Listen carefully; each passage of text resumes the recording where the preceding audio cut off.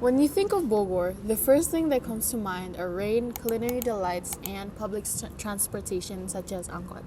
Yes, the city is known for having the most angkot in Indonesia, but behind that, it turns out there are many problems that have made angkot a hot topic. Well, in this vlog, I'll discuss the problems of angkot in Bogor, straight from the field. Let's get started. Public transportation, especially angkot, often stops in busy areas like alun-alun Kota Bogor, Pasar Anyar, and Surya Kencana.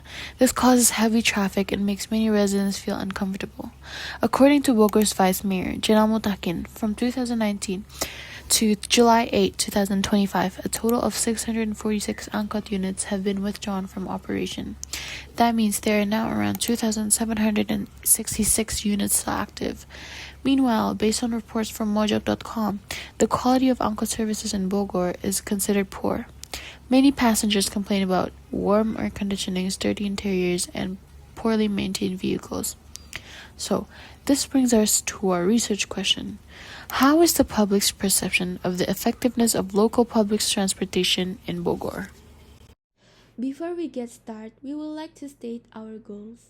So, our aims are to gain an in-depth understanding of the community experience and views on transportation services, especially angkot. Through this approach, we can measure the level of public satisfaction with crucial factors such as comfort, safety, reliability, and the driver behavior. We also want to hear directly from the community about how they see angkot today, and whether their experiences with it are more positive or negative. Let's get on with the video. From our survey with citizens, most respondents said they were not very satisfied with the angkot services. Looking at the result, the rating for comfort, safety, and driving style were mostly around 2 to 3 out of 5, which means people felt that the angkot rides were often uncomfortable, unsafe, and not very pleasant. Many also mentioned that the cars were hot, crowded, and not well maintained, and some drivers drove recklessly. However, when we interviewed Pak Ujang Rustandi, a 52 years old angkot driver who has been driving for almost 40 years on Ciawi Road, we got a very different perspective. Pak Ujang said he became an angkot driver because of the situation. It is his main source of income, and it's hard to find other work. He explained that angkot drivers often to stop in crowded places, not because they want to cause traffic, but because they're trying to find passengers. He also said that instead of changing routes, it would be better if the government helped modify or improve the cars to make them more comfortable.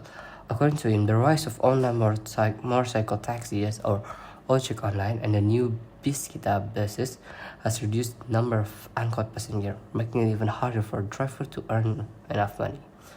So from both sides, we can see the gap. Citizens want better comfort and safety, while drivers like Paujung are struggling to survive and just trying to get passengers in a changing city.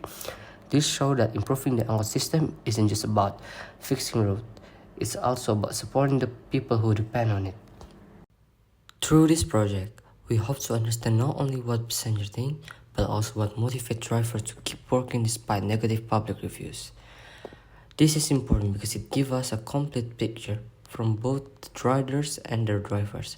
By listening to these two perspectives, you can understand better the challenges that angkot is facing today and why some people still depend on it.